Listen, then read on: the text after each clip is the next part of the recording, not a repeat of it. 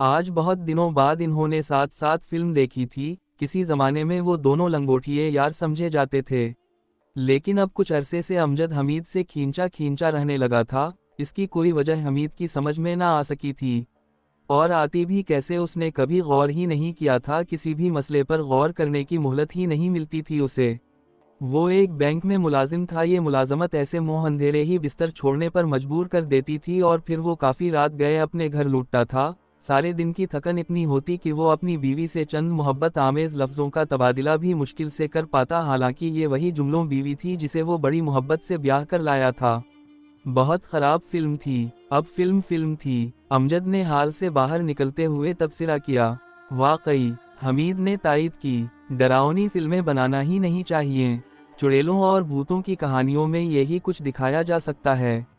خون پینے کے مناظر کچھ زیادہ ہی خوفناک تھے، امجد نے کہا۔ وہ منظر تو یاد کرو جب ہیروئن رات کے سناٹے میں قبرستان جاتی ہے، شب خوابی کے لباس میں سوئی سوئی سی، ماحول سے بے خبر، ہیپناٹازم کے معمول کی طرح سیدھی خون چوسنے والے کے ہاتھوں میں پہنچ جاتی ہے۔ وہ اپنے خوفناک نوکیلے دانت اس کی طرف بڑھاتا ہے اور وہ بس کرو امجد، حمید نے بے اختیار اپنی گردن پر انگلیاں پھیراتے ہوئے کہا۔ امجد نے اس کے جسم کو خوف سے کپکپاتے دیکھا تو ایک قہقہا لگایا۔ ڈر گئے بدھو؟ بدھو کا لفظ حمید اپنے بچپن سے ہی اپنے نام کے ساتھ سنتا آیا تھا۔ اس کے ماں باپ اسے بدھو ہی کہتے تھے، اور احباب نے بھی اسے بدھو ہی سمجھا۔ اپنی تفریحی طبیعت کی خاطر اسے بے وقوف بنایا کرتے تھے، اور وہ بن جایا کرتا تھا۔ اب یا تو واقعی بدھو تھا، یا حد سے زیادہ شریف اور سادہ لو۔ یہ سادہ لوہی کی انتہا تھی کہ اس نے کبھی لفظ بدھو پر احتجاج نہیں کیا، ہمیشہ اسے اپنے نام ہی کا ایک حصہ تھا۔ امجد، حمید کھوئے کھوئے سے انداز میں بولا، کبھی کبھی تو میں سوچنے لگتا ہوں کہ یہ بھوت یریت چڑیلیں کچھ نہ کچھ حقیقت ضرور رکھتی ہوں گی۔ امجد ایک بار پھر ہنس پڑا۔ کیوں نہیں، یہ سب حقیقتیں ہیں جو تم جیسے بدھو کے ذہنوں میں جنم لیتی ہیں اور وہیں پروان چڑھتی ہیں۔ ان باتوں کے دوران وہ پکچر ہال کے دروازے کے سامنے کھڑے رہے، انہیں ٹیکسی کا انتظار تھا۔ جب یہ انتظار طویل ہو گیا تو امجد نے پیدل چلنے کی تجویز پیش کی۔ پیدل؟ حمید اپنے ہونٹوں پر زبان پھیراتے ہوئے بولا، تم بھول رہے ہو رے استے میں قبرستان پڑتا ہے۔ اور یہ فلم دیکھنے کے بعد امجد کے ایک بلند آہنگ قہقہے نے اس کے جملے کو پورا نہ ہونے دیا۔ یار تو بھی بدھو کا بدھو ہی رہا، کمال ہے ایسا بھی کیا ڈر۔ لیکن امجد اچھی بات ہے، امجد برا سا منہ بنا کر بولا، کھڑے رہو نہیں رات بھر، صبح ہوگی تو ٹیکسی مل جائے گی۔ مجبورہ حمید کو پیدل چلنے پر آمادہ ہونا ہی پڑا کیونکہ ٹیکسی ملتی نظر نہیں آ رہی تھی۔ راستے میں کچھ دیر خاموشی رہی، پھر حمید بولا، کیا تم واقعی ان سب باتوں کو من گھڑت سمجھتے ہو؟ میں کہہ چکا ہوں کہ مجھ جیسے کے لیے من گھڑت اور تم جیسوں کے لیے حقیقت۔ حمید کچھ نہ بولا۔ 5 منٹ بعد انہوں نے پکی سڑک چھوڑ دی اور اس پگڈنڈی پر چل دیے جو قبرستان کے بیچ سے گزر کر دوسری طرف اس بستی میں جاتی تھی جہاں وہ رہتے تھے۔ قبرستان کے باہر بوڑھے بابا کی جھونپڑی میں حسب معمول تیل کا دیا جل رہا تھا۔ قریب کی بستی میں بوڑھے بابا کو بڑی شہرت حاصل تھی۔ قبرستان سے متعلق ان کی عجیب و غریب اور خوفناک کہانیاں لوگ بڑے ذوق و شوق سے سنا کرتے تھے۔ ان میں زیادہ تعداد ان لوگوں کی تھی جن کو ان کہانیوں پر یقین بھی تھا۔ اس یقین کی 2 وجوہات تھیں، ایک بابا نے کبھی جھوٹ نہیں بولا تھا، اور دوسرا یہ کہ ان کی ساری زندگی قبرستان کے قریب رہ کر گزر رہی تھی۔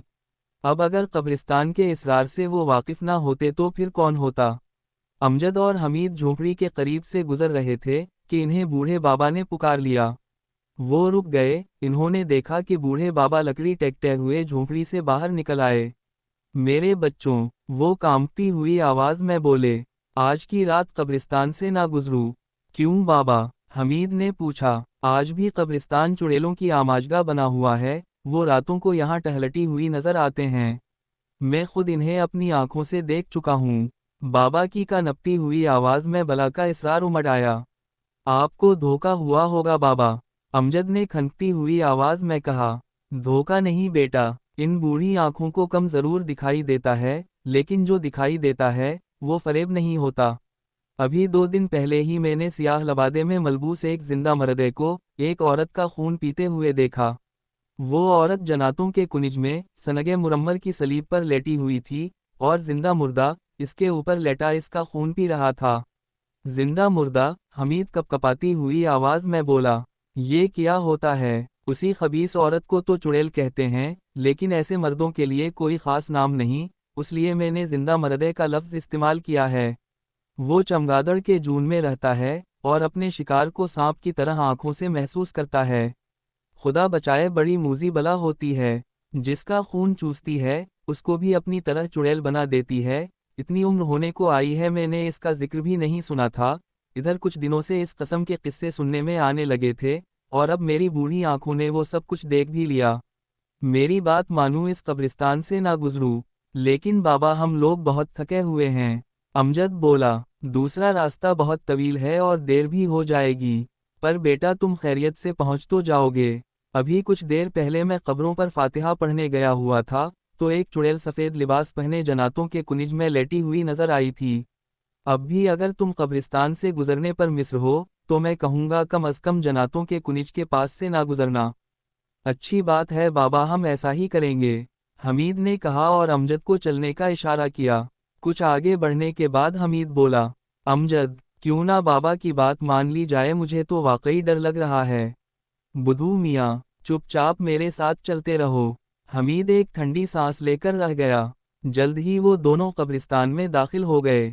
رات کے ہولناک سناٹے میں چاند کی ہلکی ہلکی روشنی ماحول کو بڑا ہیبت ناک بنا رہی تھی، نہ ہموار زمین اور قبروں کے سرہانے سے نکلے ہوئے سائے عجیب عجیب شکلیں بنا رہے تھے۔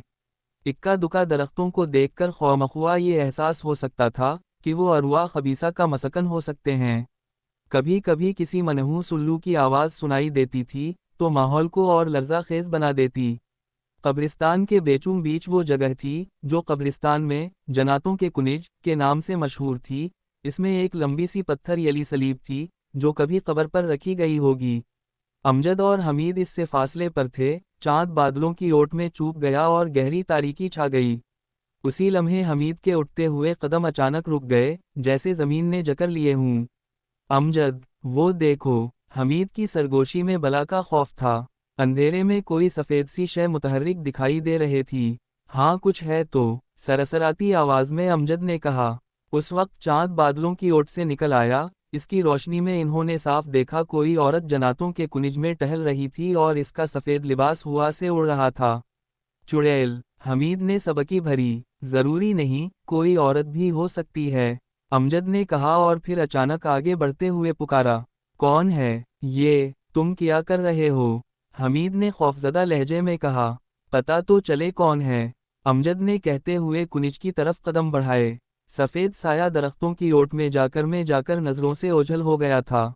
امجد خدا کے لیے ادھر مت جاؤ، حمید خوف سے کپا رہا تھا، مگر امجد نے اس کی بات کا نوٹس تک نہیں لیا اور درختوں کی طرف قدم بڑھائے۔ مجبورہ حمید کو بھی آگے بڑھنا ہے۔ وہ شاید اکیلا نہیں رہ جانا چاہتا تھا، لیکن درختوں کے دوسری طرف پہنچ کر اصرار کچھ اور بڑھ گیا۔ چڑیل غائب ہو گئی تھی۔ حمید کے حلق سے آواز نہیں نکل رہی تھی۔ امجد نے دور دور تک نظریں دوڑائی لیکن کچھ دکھائی نہیں دیا۔ نہ جانے کون تھی، وہ بڑبڑایا، چڑیل، حمید کے منہ سے بے ساختہ نکلا۔ بدھو ہو، امجد نے اسے جھڑک دیا۔ وہ کوئی عورت تھی، ہمیں دیکھ کر چھپ گئی، مگر کہاں کوئی چھپنے کی جگہ بھی ہے؟ وہ زمین پر لیٹ گئی ہوگی، زمین کے نشیبو فراز نے اسے ہماری نظروں سے چھپا لیا ہے۔ اگر تم ہمت کرو تو ہم اسے ابھی ڈھونڈ نکالیں۔ دو نہیں بس رہنے دو، ہمیں کیا ملے گا اس کو تلاش کر کے؟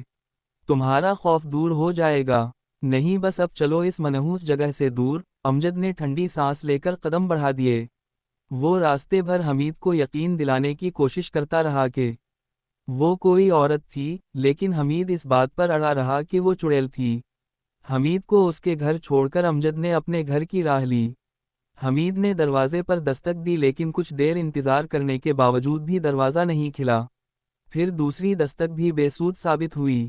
تیسری مرتبہ حمید نے پوری قوت سے دروازہ پیٹ ڈالا اور دروازہ کھلتا چلا گیا۔ وہ اندر سے بند نہیں تھا۔ حمید گھر میں داخل ہو گیا۔ اس کا رخ خواب گاہ کی طرف تھا۔ جب وہاں پہنچا تو اس کو رضیہ کا بستر خالی نظر آیا۔ وہ فورا پلٹ کر خواب گاہ سے نکلا، پھر رضیہ کو پکارنے ہی والا تھا کہ خواب گاہ میں آہٹ ہوئی۔ اس نے جلدی سے خواب گاہ میں جھانکا تو رضیہ کو کھڑکی کے پاس کھڑا دیکھا۔ وہ سفید گاؤن پہنے کھوئے سے انداز میں کھڑکی کے باہر تکے جا رہی تھی۔ رضیہ حمید نے خوابگاہ میں داخل ہوتے ہوئے پکارا۔ وہ چونک کر مڑی۔ اوہ، تم آ گئے، اس نے مسکراتے ہوئے کہا اور ایک بھرپور انگڑائی لی۔ میں بہت دیر سے کھڑی تمہارا انتظار کر رہی تھی۔ تم نے دروازہ کھلا چھوڑ دیا تھا۔ ہاں، وہ بولی، میں چاہتی تھی جب تم آؤ تو مجھے دروازہ کھولنے کے لیے اٹھنا نہ پڑے۔ میں آج جلدی سو جانا چاہتی تھی مگر نیند نہ آئی۔ بہت غلط بات ہے، کوئی بھی برا بھلا آدمی اندر آ سکتا ہے۔ رضیہ نے سنی انسنی کر دی اور ایک ادا سے اس کی طرف بڑھتی ہوئی بولی، آج تم تھکے ہوئے تو نہیں ہو؟ نہیں، حمید نے جھوٹ بولا۔ رضیہ مسکرا دی، لیکن اس کی مسکراہٹ بڑی عجیب تھی۔ حمید کو ایسا لگا جیسے رضیہ کے دو دانت باقی دانتوں سے قدرے لمبے اور نوکیلے ہو گئے ہوں، جن کی وجہ سے رضیہ کی مسکراہٹ بڑی خوفناک ہو گئی تھی۔ لیکن حمید نے اپنے سر کو اس طرح جھٹکا دیا جیسے اس وہم کو اپنے دماغ سے نکال دینا چاہتا ہو۔ اگلے روز حمید اپنے دفتر سے اٹھنے ہی والا تھا کہ امجد آ گیا۔ خلاف معمول آج وہ بے حد سنجیدہ نظر آ رہا تھا۔ خیریت تو ہے؟ اس وقت کیسے؟ حمید نے میز کی دراز میں بند کرتے ہوئے کہا۔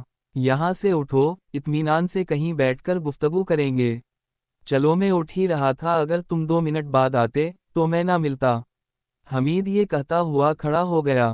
وہ بینک سے نکلے اور ایک قریب کے ریسٹورانٹ میں جا بیٹھے۔ پھر جب ویٹر ان کے سامنے چائے کی ٹرے اور دیگر لوازمات رکھ کر چلا گیا تو امجد نے حمید کی طرف دیکھتے ہوئے آہستہ سے کہا، آج میں اپنے دفتر میں نہیں گیا تھا، طبیعت کچھ سست تھی۔ کیوں؟ مجھے رات کے واقعے کی کرید لگی ہوئی تھی۔ میں چاہتا تھا کہ اس کی تصدیق یا تردید ہو جائے تو ذہنی خلش سے نجات ملے۔ اسی خیال سے میں قبرستان گیا، آس پاس کے رہنے والوں سے پوچھ گچھ کی۔ بابا کے علاوہ بھی کچھ لوگوں نے کالے لبادہ پوش اور سفید لبادوں میں ملبوس عورتوں کو جناتوں کے کنج میں اکثر راتوں کو دیکھا ہے۔ اچھا، حمید نے جلدی جلدی پلکیں چھپکائی۔ ہاں، امجد نے کہا، لوگوں کا خیال ہے کوئی خبیث قبرستان میں آپسا ہے اور آس پاس کی عورتوں کو اپنے زیر اثر لے کر انہیں خون چوسنے کے لیے قبرستان میں لے جاتا ہے۔ خدایا رحم، حمید بولا بھرائی ہوئی آواز میں۔ کہا، تم ہی کو یقین نہیں تھا ان باتوں پر؟ پھر کہا، ہاں مگر اب میرا یقین منزل ہو چکا ہے۔ امجد نے ٹھنڈی سانس لے کر کہا، ایک آدمی نے قسم کھا کر مجھے بتایا کہ اس نے اپنی آنکھوں سے ایک عورت کو بچے کا خون پیتے ہوئے دیکھا ہے۔ وہ خون چوسے جا رہی تھی، بچہ بلک بلک کر رو رہا تھا۔ امجد نے قدرے توقف کیا، پھر کہنے لگا، میں ان باتوں پر یقین نہیں کرتا، لیکن آج کے اخبار میں بچوں کی پر اسرار گمشدگی کی خبر موجود ہے۔ اللہ سب پر رحم کرے۔ حمید کانپ کر بولا، گویا زندہ مردہ، مجھے پوری طرح ان باتوں پر یقین نہیں آیا۔ امجد نے اس کی بات کاٹتے ہوئے کہا، اسی لیے میں نے فیصلہ کیا ہے کہ آج کی رات قبرستان میں جناتوں کے کنج کے آس پاس گزاروں گا۔ اس طرح یقینی اور بے یقینی کی کیفیت سے نجات مل سکتی ہے۔ اگر چاہو تو تم بھی میرے ساتھ۔ نہیں نہیں، حمید نے جلدی سے کہا، میں تو تم کو بھی مشورہ دوں گا کہ ایسی کوئی حماقت نہ کرو۔ میرا فیصلہ اٹل ہے، اگر کل شام کو تم میرے پاس آؤ تو میں تمہیں اپنی کارگزاری سے آگاہ کروں گا۔ اور ہاں، اب تم ذرا جلدی اپنے گھر چلے جایا کرو۔ رضیہ بھابھی کا اکیلے رہنا کچھ مناسب نہیں ہے۔ دوسرے دن حمید نے جلدی جلدی دفتر کا سارا کام سمیٹا اور اندھیرا پھیلنے سے کافی پہلے بینک چھوڑ دیا۔ جب وہ اپنے گھر کے دروازے پر پہنچا تو سورج کی شعاعیں اپنی تمازت کھو چکی تھیں اور ان کا سنہری رنگ سرخی مائل ہو چکا تھا۔ غروب آفتاب میں چند منٹ باقی تھے۔ حمید نے دروازہ کھٹکھٹایا لیکن کوئی جواب نہ ملا۔ اس نے زور سے دھڑ دھڑا ڈالا، پھر بھی جواب ندارد۔ رضیہ یقیناً اندر تھی، اسے یہ شور ضرور سن لینا چاہیے، خواہ وہ مکان کے کسی گوشے میں ہو۔ حمید کو خوابگاہ کی کھڑکی کا خیال آیا، وہ گھوم کر مکان کی دوسری سمت پہنچا۔ اس طرف دور تک زمین ہموار تھی، افق پر سورج کا گولا سرخ ہو چکا تھا اور افق کی لکیر سے کٹنے لگا تھا۔ کھڑکی بھی بند ملی، اس پر پڑے ہوئے دبیز پردوں کی وجہ سے وہ اندر بھی نہیں دیکھ سکتا تھا۔ اس نے جھلا کر کھڑکی کا ایک شیشہ توڑ دیا اور اندر ہاتھ ڈال کر چٹخنی کھول لی۔ پھر دونوں ہاتھوں کا دباؤ پڑتے ہی کھڑکی کے پٹ کھل گئے۔ وہ اچک کر اوپر چڑھا اور کمرے میں کود گیا۔ اسے بستر پر رضیہ بیست پڑی نظر آئی، اس کی آنکھیں بند تھیں اور قدرے کھلے ہوئے ہونٹوں میں سے دو دانت باہر نکلے ہوئے نظر آ رہے تھے، نوکیلے اور تیز دانت۔ رضیہ، وہ بڑی زور سے چیخا، سونے والی کے کان پر جوؤں تک نہ رہنگی۔ حمید بستر کی طرف بڑھا، اسی وقت دیوار پر لگے کلاک نے آدھے گھنٹے کا اشارہ کیا۔ रज़िया ने पट से आंखें खोल दें, बड़ा मैकानिकी अंदाज था। रज़िया, हमीद ने एक बार फिर पुकारा। रज़िया का सर आहिस्तगी से, लेकिन बड़े खौफनाक अंदाज में उसकी तरफ घूम गया। दांत अंदर चले गए, और होंठ सख्ती से भेंच गए। फिर वो अंगड़ाई लेते हुए उठ बैठी। ओह, सूरज डूब गया, वो खिड़की से बाहर देखती हुई बोली। हमीद फटी फटी आंखों से उसकी तरफ देख रहा था। क्यों डियर? रज़िया अठलाई, तुम मुझे इस तरह क्यों देख रहे हो? कुछ नहीं, हमीद जल्दी से बोला। मैं बड़ी देर से दरवाज़ा पीट रहा था, तुमने सुना क्यों नहीं? शायद मेरी आंख लग गई थी, लेकिन तुम जल्दी कैसे आ गए?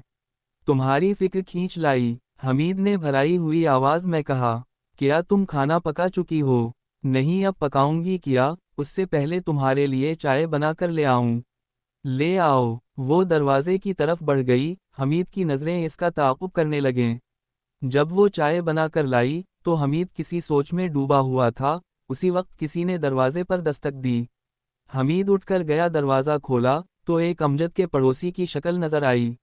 मुझे अमजद साहब ने भेजा है, वो हमीद को देखते हुए बोला। उनकी तबीयत खराब है, इसलिए इन्होंने आपको बुलाया है। ना जाने उनके साथ क्या वाक़या पेश आया है, वो कुछ बताते ही नहीं। आज सुबह वो मुझको कब्रिस्तान में बेहोश पड़े मिले। ओह, हमीद के मुंह से निकला। फिर इसने कहा, अच्छा आप चले, मैं आता हूँ। हमीद ने जल्दी जल्दी चाय पी, फिर दरवाजे की तरफ बढ़ता हुआ बुलंद आवाज़ में बोला। रज़िया, दरवाज़ा बंद कर लो, मैं अमजद के घर से होकर अभी आता हूँ। जब वो अमजद के घर पहुंचा, तो वो मोटी मोटी चादरों में लपेटा हुआ बिस्तर पर पड़ा था। कहा, खैरियत तो है? हमीद ने छुट्टे ही, अब तो कुछ ठीक हूँ। अमजद ने कमज़ोरी आवाज़ में जवाब दिया। कि आखिर हुआ क्या? तुम्हारा पड़ोसी बता रहा था। हाँ, अमजद ने उसकी बात काटते हुए कहा। वो ठीक ही बता रहा था, तुम भी तो कुछ बताओ। हमीद मुस्तरिब अंदाज में बोला। रात मेरी आंखों ने जो कुछ देखा, वो मेरे लिए बहुत था। मेरी आंखें इस बीत को देख चुकी हैं। कल रात भी वो कब्रिस्तान में मौजूद था। उसने मेरे सामने एक औरत का खून चूसा। एक औरत भी इसके साथ थी जिसने सफ़ेद लबादा पहन रखा था। अच्छा ये बताओ, क्या रज़िया भाभी रात को तुम्हारे साथ थीं? यहाँ? हाँ। क्यों, तुम्हें यकीन है कि वो सारी रात तुम्हारे साथ रही हैं? ज़बान आखिर बात किया है। हमीद अपने होठों पर फहराते हुए भराई हुई आवाज़ में बोला। पहले तुम मेरे सवाल का जवाब दो। मेरा ख्याल है, वो कुछ देर के लिए हाथ रूम में गई थी। कितनी देर के लिए? नहीं, हमीद ने जवाब दिया। एक बार मेरी आंख खुली, तो वो बिस्तर पर नहीं थी। मुझे यकीन है कि वो उस वक्त बाथरूम में होगी। मैं करवट बदल कर फिर सो गया था। जब सुबह मेरी आंख खुली तो वो सो रही थी। ओह! और अमजद की आंखें जोश से चमकने लगें। इसका मतलब ये कि अगर वो रात भर घर से बाहर रही, तो तुम्हें इसका इल्म ना हो सका। लेकिन वो, रात भर, घर से बाहर, रहने ही क्यों लगी? इसकी वजह बड़ी तकलीफ देह है मेरे दोस्त। मैं बड़े दुख के साथ तुम्हें ये बताऊंगा, इन दिनों भाभी रज़िया अपने होश हवास में नहीं हैं, उन पर वो खबीस मुसल्लित हो गया है। मैंने रात को खुद उनको अपनी आंखों से कब्रिस्तान में देखा था। वहाँ वो खबीस भी मौजूद था। वो एक औरत को लेकर आया था, और भाभी रज़िया ने मेरी आंखों के सामने इसका खून पिया। मेरे दोस्त भाई, अब वो इंसान नहीं रहीं, वो चुड़ैल बन चुकी हैं। जज्बात की शिद्दत से अमजद की आवाज़ भरा गई और आंखों से आंसू बह निकले। हमीद हौनकों की तरह आंखें फाड़े उसे तकता रहा। फिर उसके मुंह से निकला, क्या तुम सच कह रहे हो, अमजद? मेरा एक एक लफ्ज़ दुरुस्त है, और तुम बड़ी आसानी से इस बात की तस्दीक कर सकते हो। किसी दिन भी सूरज गुरूब होने से पहले घर पहुंचो, भाभी किसी तारीक गोशे में सोती हुई मिलेंगी। उनकी हालत देखकर तुम्हें मेरी बातों पर यकीन आ जाएगा। मैं आज ही सूरज गुरूब होने से पहले घर पहुंचा था। हमीद की आवाज़ जैसे इसके हलक में अटक रही थी। मैंने बड़ी अजीब बात देखी, मुझे अब भी यकीन नहीं आता। मेरी बीवी रज़िया चुड़ैल बन चुकी है। हमीद बात पूरी ना कर सका।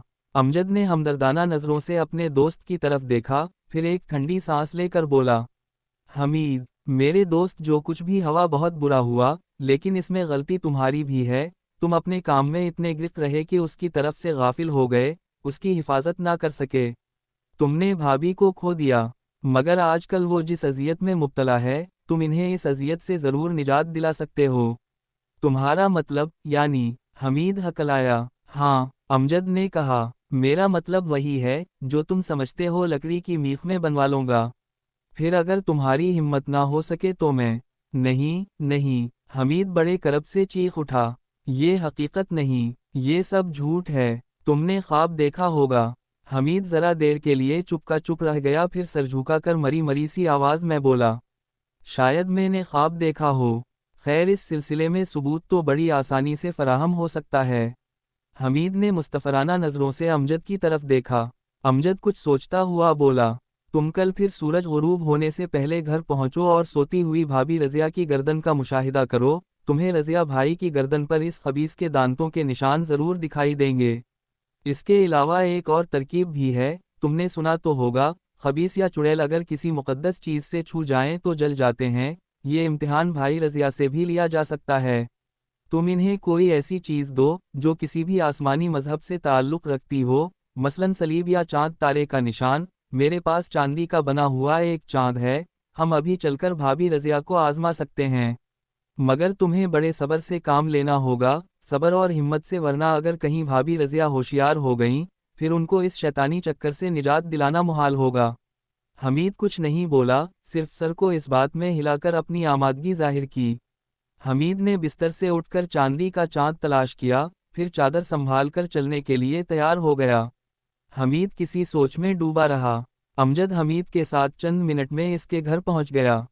रज़िया बावर्ची खाने में थी। जब वो आई तो अमजद ने उसको इधर उधर की बातों में उलझा लिया।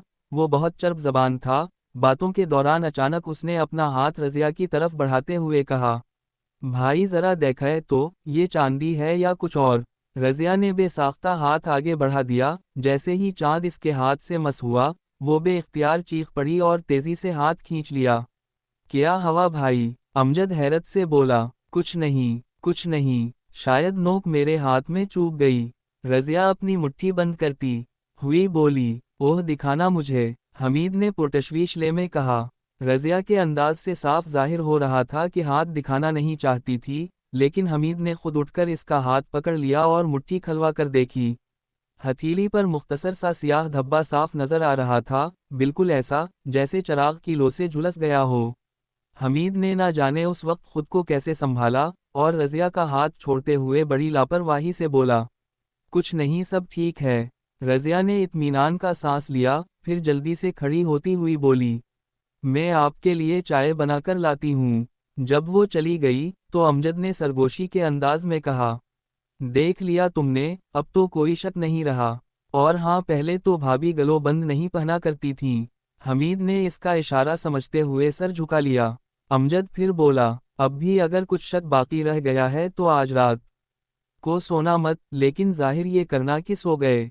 भाभी यकीनन आज भी कब्रिस्तान जाएंगी। अगर तुम उनकी वापसी तक जागते रहे तो मुझे यकीन है कि उनके मुंह पर लगा हवा खून जरूर देख लोगे। लेकिन खबरदार, उनसे कुछ ना कहना वरना खेल बिगड़ जाएगा। हमीद ने खामोशी से इस बात में सर हिला दिया। लकड़ी की मीख तुम बनवाओगे या मैं इंतजाम करूं? अमजद ने पूछा। मैं खुद बनवा लूंगा, रज़िया को इस शैतानी चक्कर से निजात दिलाना मेरा ही फर्ज है। हमीद ने भराई हुई आवाज में कहा। अमजद शाम होने से पहले हमीद के दफ्तर पहुंच गया। क्या तुमने तैयारी मुकम्मल कर ली? हाँ, बड़ी अफसुर्दगी से हमीद ने जवाब दिया। फिर इसने अपनी टाइपिस्ट को आवाज़ दी। जब वो आई तो उसने कहा, तुमने मेरा काम कर दिया ताज। जी हाँ, क्यों नहीं, ताज बड़ी अदा से बोली। वो जाकर कागज़ में लिपटी हुई वो लकड़ी उठा लाई, जिसके एक सिरे को तराश कर नोक की शक्ल दे दी गई थी। जब ताज चली गई तो अमजद ने पूछा, ये मीख तुम्हारी टाइपिस्ट बनवा कर लाई है? हाँ, दफ्तर के सामने ही एक बढ़ी बैठता है। लंच के वक्फे में वो इससे कह आई थी, फिर अभी कुछ देर पहले खुद ही ले भी आई, बहुत अच्छी लड़की है। चलो ठीक है, अमजद ने चमकती आंखों के साथ कहा। ये और भी अच्छा है। मगर उसने वजाहत नहीं की कि उसमें और अच्छा होने की क्या बात है। हमीद भी अपनी सोचों में गुम था, इसलिए शायद अमजद की बात पर तवज्जो ना दे सका। जब वो घर पहुंचे तो सूरज गुरूब होने में ज्यादा देर ना थी। जानते हो ना तुम्हें क्या करना है? अमजद ने कहा। हाँ, हमीद ने थूक निगल कर कहा, मैं खिड़की के रास्ते ख्वाबगाह में दाखिल हो जाऊंगा और सूरज गुरूब होने से पहले ये कील उसके दिल में उतार दूंगा। हथौड़ा आज सुबह ही मैंने बिस्तर के नीचे छुपा दिया है। तुम भागोगे तो नहीं? दो नहीं, रात को मैंने जो कुछ देखा, इसके बाद भागने का कोई सवाल ही पैदा नहीं होता। ओह, तो तुम रात को जागे थे? हाँ, वो 12 बजे के बाद खिड़की के रास्ते बाहर गई थी, फिर 2-3 घंटे बाद लौटी। इसके होंठों से खून लगा हुआ था, दो नोकीले दांतों से खून के कतरे टपक रहे थे। वो मेरे लिए बहुत भयानक और तकलीफदह मंजर था। अमजद ने हमदर्दाना अंदाज में हमीद का शाना थपका और फिर कहा, अच्छा अब जल्दी करो, सूरज गुरूब होने से पहले ही सब कुछ हो जाना चाहिए। ठीक है, मैं यहाँ रुककर तुम्हारा इंतज़ार करूँगा। अच्छा, हमीद ने कहा और खिड़की की तरफ बढ़ता चला गया। कुछ ही देर बाद अमजद हमीद की ख्वाबगाह में पहुँच गया। वो अंदर दाखिल होते ही बोला, काम हो गया, हमीद? हाँ देखो, हमीद ने बड़ी मासूमियत से कहा, कितनी भूली लग रही है, मरने के बाद, मगर अब इसके दांत ऐसे क्यों हैं? अमजद इन्हें तो अब तक ठीक हो जाना चाहिए था। गले पर से दांतों के निशानात तो गायब हो गए हैं। मैं गलोबंद भी खोलकर देख चुका हूँ। अमजद ने एक वहशियाना कहकहा लगाया। इसकी नज़रें रज़िया के बेहिस्स हरकत जिस्म पर जमी हुई थीं, ऐन दिल के मकाम पर लकड़ी की मीख गढ़ी हुई थी, और गाढ़े गाढ़े सुर्ख खून से बिस्तर की चादर तक रंगीन हो गई थी। तुम इस तरह से क्यों हंस रहे हो अमजद? हमीद खौफजदा की आवाज़ में बोला, मेरे बुद्धू दोस्त, तुम अपनी बीवी को कत्ल कर चुके हो। अमजद बदस्तूर वहशियाना अंदाज में हंसते हुए बोला, और इस तरह तुमने मुझे एक फाहशा से निजात दिला दी है। वो फाहशा ही तो थी, तुम बैंक में काम करते थे, हमको कुचल कर यहाँ आज़ादी हासिल थी। दिन ही नहीं हमारी रातें भी साथ ही गुजरती थीं। तुम थक कर ऐसे सोते कि तुम्हें होश ही ना रहता, रज़िया खिड़की के रास्ते कब्रिस्तान पहुँच जाती। मैं जन्नत के कुनिज में इसका मुंतज़िर होता, फिर हम लोग घंटों चांदनी रातों से लुत्फ़ अंदोज़ होते। हम शायद अरसे तक ऐसा करते रहते और तुम्हारे फरिश्तों को भी पता ना चलता, लेकिन रज़िया मुस्तकिल तौर पर मेरे साथ रहने के ख्वाब देखने लगी थी, वो तुमसे तलाक लेकर मुझसे शादी करना चाहती थी। इसलिए मैं इससे निजात हासिल करने की तरकीबें सोचने लगा। जन्नतों के कुनिज में बस्ती के अक्सर लोगों ने हमें देखा, लेकिन हमें रूहों और भूतों की हैसियत दी। फिर जब बूढ़े बाबा का दिमाग जंग गया और इन्होंने चुड़ैलों की कहानी मशहूर कर दी, तो मुझे अपनी मुश्किल का हल नज़र आ गया। तुम इतने बुद्धू हो कि तुमसे जो चाहो कराओ, और जो चाहो तुम्हारे दिल में हकीकत की तरह बिठा दो। हमीद फटी फटी आंखों से अमजद की तरफ देख रहा था। अब अमजद के वहशियाने कहकहे बंद हो गए थे, लेकिन होठों पर याराना कसम की मुस्कुराहट कायम थी। इसने कदरे तौक़ुफ़ से फिर बोलना शुरू किया, मैंने एक ड्रामा खेलने का प्रोग्राम बनाया और रज़िया मेरा साथ देने पर तैयार हो गई। ये मेरी खुशकिस्मती थी कि वो तुमसे भी ज़्यादा बुद्धू साबित हुई। मैंने इसे पिटी पढ़ाई, वो चुड़ैल का रूप धार ले और तुमको यकीन दिलाए कि इस पर किसी खबीस का तसल्लुत कायम हो गया है। असल में मैंने इसे बावर करा दिया था कि तुम उसे तलाक नहीं दोगे, लेकिन जब ये शैतानी मुआमला सामने आएगा, तो तुम्हें ज़रूर इससे निजात हासिल करने की सोचेगी। बस फिर वो मेरे इशारों पर नाचती रही। तुम मुझे इस पुरस्रार ड्रामे का हदायतकार कह सकते हो, और मेरी जहानत देखो कि मैंने तुम्हें इस ड्रामे का एक किरदार बना दिया। बिलाखिर अपना मकसद हासिल करने में कामयाब हो गया। मुझे इस फाहशा से निजात मिल चुकी है और तुम अनकरीब गिरफ्तार होने वाले हो। मैंने अभी करीब की दुकान से पुलिस को फ़ोन कर दिया है, पुलिस आती होगी। जब तुम पुलिस वालों को चुड़ैल की कहानी सुनाओगे, तो वो तुमको पागल समझी गए, लेकिन अब ना जाने क्यों मुझे अचानक तुम पर तरस आने लगा है। खौफ से हमीद के चेहरे का रंग मुतगीर हो चुका था। हाँ मेरे बुद्धू दोस्त, अमजद ने कहा, मुझे तुम पर तरस आने लगा है। मैं चाहता हूँ कि तुम पुलिस के आने से पहले यहाँ से फरार हो जाओ, और कहीं दूर जाकर नए सिरे से ज़िंदगी गुजारो। किया तुम? हमीद के मुंह से पूरी बात भी ना निकल सकी। मैंने जो कुछ भी किया है वो हकीकत है।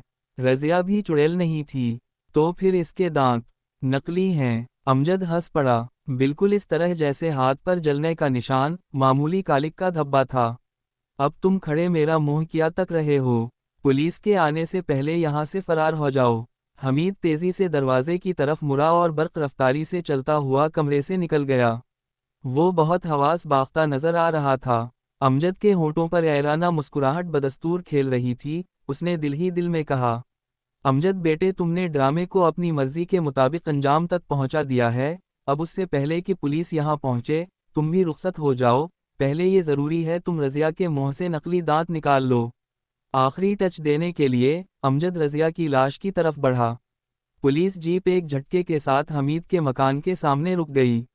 ایک سب انسپکٹر 2 کانسٹیبلوں کے ساتھ تیزی سے دروازے کی طرف بڑھا، تیسرا کانسٹیبل ڈرائیونگ سیٹ پر بیٹھا رہا۔ پولیس کو دیکھ کر آس پاس کے لوگوں میں سنسنی پھیل گئی۔ بہت جلد وہ سب 2-2 4-4 کی ٹولیوں میں وہاں جمع ہو گئے تھے۔ انسپکٹر کو دروازہ کھلا دکھائی دیا، اس نے ہولسٹر سے ریوالور نکالا اور اندر گھستا چلا گیا۔ اندرونی کمرے میں ایک حیرت انگیز منظر دکھائی دیا، ایسا منظر جسے دیکھنے کی 21ویں صدی کے کسی آدمی کو نہیں ہو سکتی۔ وہاں ایک جوان العمر آدمی کی لاش پڑی ہوئی تھی، اس کا لباس خون سے سرخ ہو چکا تھا، سینے میں لکڑی کی ایک میخ ٹھکی ہوئی تھی۔ اس کے قریب ہی کھڑی ہوئی ایک خوبصورت عورت کے ہاتھ میں غالباً وہ ہتھوڑا تھا جس سے میخ پھونکی گئی ہوگی۔ عورت خوبصورت ہونے کے ساتھ ساتھ خوفناک بھی تھی، اس کے 2 دانت ہونٹوں سے باہر نکلے ہوئے تھے، تیز اور نوکیلے دانت۔ ہینڈز اپ! سب انسپکٹر کے منہ سے یہ الفاظ چیخ کی صورت میں نکلے، کیونکہ وہ یہ منظر دیکھ کر خوفزدہ ہو گیا تھا۔ دونوں کانسٹیبلوں کے چہروں پر بھی ہوائیاں اڑ رہی تھیں۔ عورت نے سب انسپکٹر کی طرف دیکھا، ان خوبصورت آنکھوں میں ویرانی بھی ہوئی تھی، چہرہ بالکل سپاٹ تھا، ہر قسم کے جذبات سے عاری۔ اس کا لباس بھی خون سے سرخ تھا، خون کا نشان اس کے سینے ہی کا ایک حصہ معلوم ہو رہا تھا۔ سب انسپکٹر کا ذہن چکرا کر رہ گیا۔ وہ تصور بھی نہیں کر سکتا تھا کہ اتنا خون نکل جانے کے باوجود کوئی عورت اپنے پیروں پر کھڑی ہو سکتی ہے، اسے قطعی مر جانا چاہیے تھا۔ ہینڈز اپ! انسپکٹر پھر چیخا۔ حمید سیدھا اپنی سیکرٹری تاج کے گھر پہنچا، وہ ایک بلڈنگ کے فلیٹ میں تنہا رہتی تھی۔ اندر داخل ہوتے ہی حمید نے اسے اپنی گود میں اٹھا لیا اور قہقہا لگاتا ہوا ناچنے لگا۔ ارے ارے کیا وحشت ہے! تاج چیخی۔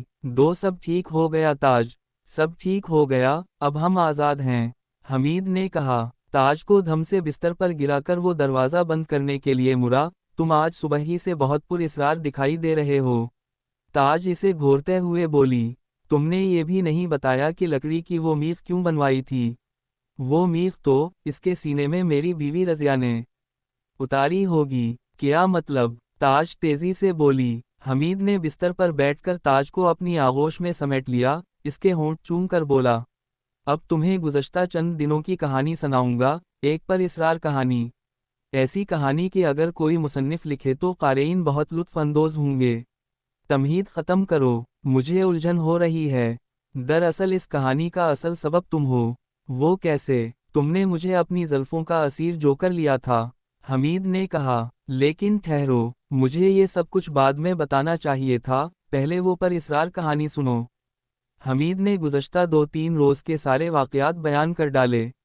تاج بڑی حیرت اور دلچسپی سے سنتی رہی۔ امجد مجھے بدھو سمجھ کر مزید بدھو بنانے کی فکر میں تھا، حمید نے کہا، لیکن بیچارہ خود ہی بدھو بن گیا۔ اس نے چاہا تھا کہ رضیہ کو میرے ہاتھ سے قتل کروا کے اس سے نجات حاصل کرے، لیکن میں اس کی چال کو سمجھ گیا۔ کل رات جب رضیہ گھر سے نکلی تو میں اس کا تعاقب کرنے لگا، جناتوں کے کنج میں وہ امجد سے ملی اور میں ان سے چھپ کر ان کی گفتگو سنتا رہا، نہ صرف سنتا رہا بلکہ ان کی آواز میں ٹیپ بھی کر لیں، میں ایک ٹیپ ریکارڈر ساتھ لے گیا تھا، لو سنو۔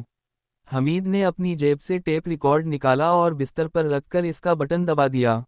بیٹری سے چلنے والے ٹیپ ریکارڈ سے امجد کی آواز ابھری، میری جان، یہ حمید تو بہت ہی بھوندو ثابت ہوا، تمہارے چڑیل بن جانے کے باوجود بھی اب تک اس نے تمہیں طلاق دینے کا فیصلہ نہیں کیا، مجبورہ مجھے اب ایک دوسری ترکیب سوچنی پڑی ہے۔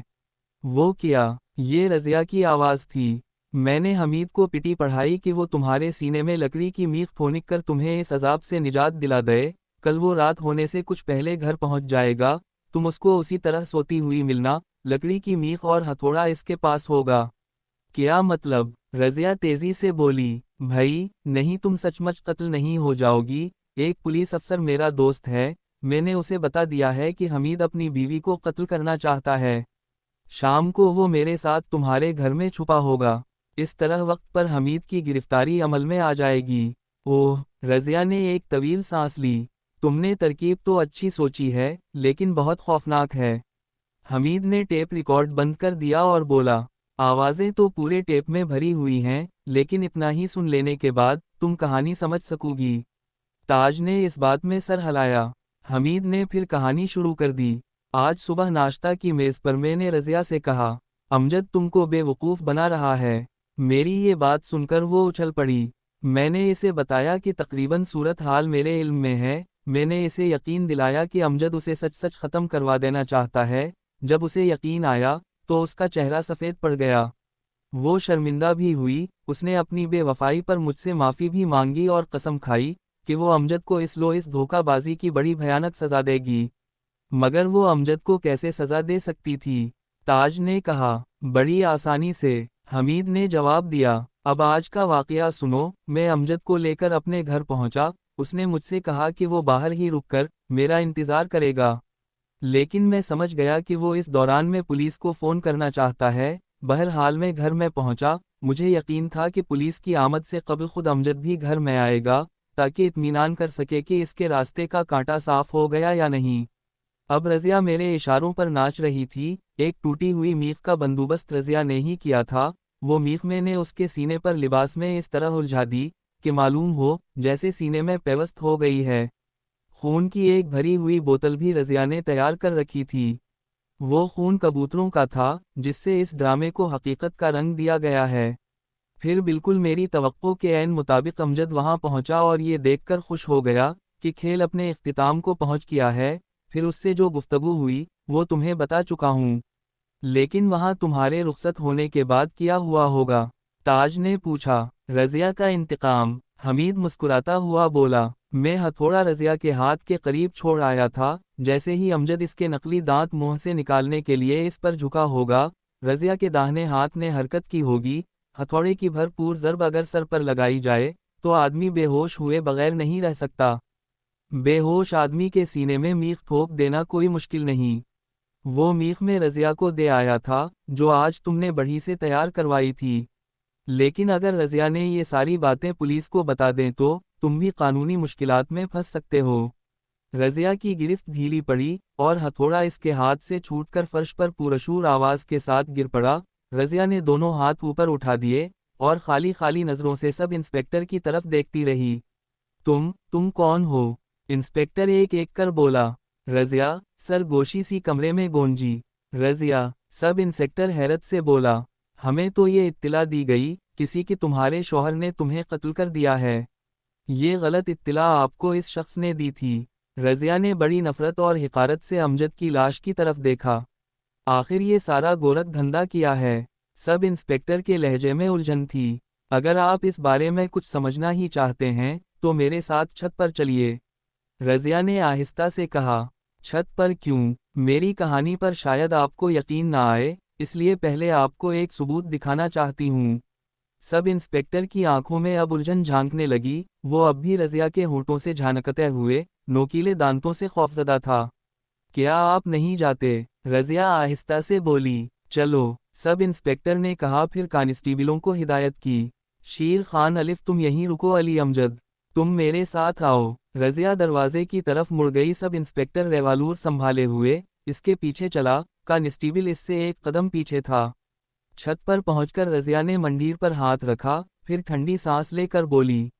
انسپکٹر، یہ انتقام کی کہانی ہے۔ میں تم کو صرف اتنا بتانا چاہتی ہوں کہ بے وفائی بہت بری شے ہے، بہت بری۔ پھر دفتہ وہ منڈیر پر چڑھ گئی اور اس سے پہلے کہ سب انسپکٹر اس کا ارادہ سمجھتا اس نے نیچے چھلانگ لگا دی۔ چھلانگ لگاتے وقت وہ بے اختیار چیخ اٹھی تھی۔ پھر ایک دھماکہ سا ہوا۔ وہ سر کے بل گری تھی۔ دماغ پاش پاش ہو گیا۔ خون کے چھینٹے ادھر ادھر اڑے اور کہانی ختم ہو گئی۔ حمید کو اندر دھکیل کر حوالات کا دروازہ بند کر دیا گیا۔ حمید نے لپک کر حوالات کی سلاخیں پکڑ لی اور چیختا ہوا بولا، مجھے کس جرم میں گرفتار کیا گیا ہے؟ تم لوگ بتاتے کیوں نہیں؟ اسی وقت بہت سے قدموں کی آہٹیں سنائی دیں۔ حمید نے اپنے بینک کے کئی بڑے افسروں کو پولیس اسٹیشن میں داخل ہوتے دیکھا۔ ان لوگوں کے ساتھ اس کی سیکریٹری تاج بھی موجود تھی۔ ہیلو مسٹر حمید، وہ چہکی۔ امید ہے آپ اپنے صحیح مقام پر پہنچ کر خوشی محسوس کر رہے ہوں گے۔ تاج، حمید کے منہ سے اتنا ہی نکلا۔ وہ پھٹی پھٹی آنکھوں سے تاج کی طرف دیکھ رہا تھا۔ میرا اصل نام تاج نہیں ہے مسٹر حمید، وہ مسکراتی ہوئی بولی۔ آپ مجھے عارفہ دورانی کے نام سے مخاطب کیجیے۔ میں ایک جاسوسا ہوں، بینک کی جاسوسا۔ کچھ عرصے سے بینک کے اعلیٰ افسران کو شبہ تھا کہ رقومات خرد برد کی جاری ہیں۔ شبہ آپ پر تھا، لیکن آپ اتنی صفائی سے کام کر رہے تھے کہ آپ کی بجائے بینک کے دوسرے ملازمین کی گردنیں پھنس جاتی تھیں۔ چنانچہ ہائی اتھارٹی نے مجھے آپ کی سیکرٹری بنا کر بھیجا۔ میرا فرض صرف یہ تھا کہ 10 کے سلسلے میں آپ کے خلاف ثبوت حاصل کروں، مگر لگے ہاتھوں ایک کام اور بھی ہو گیا، آپ کی گھناؤنی شخصیت پوری طرح میرے سامنے آ گئی۔ آپ کو اس لیے گرفتار کیا گیا ہے کہ آپ نے ایک ہونے والے قتل کے سلسلے میں مدد بھی دی۔ آپ اس قتل کے سلسلے میں اپنی مرحوم بیوی کے شریک کار تھے، اور یہ ایک سنگین جرم ہے۔ حمید کو اپنی آنکھوں کے آگے اندھیرا سا چھاتا ہوا محسوس ہوا۔ اور مسٹر حمید، تاج پھر بولی، خودکشی سے قبل آپ کی بیوی نے بڑی سچی بات کہی تھی۔ اس نے کہا تھا کہ بے وفائی بہت بری شے ہے۔ آپ کی بیوی کو اپنی بے وفائی کی سزا بھگتنی پڑی ہے۔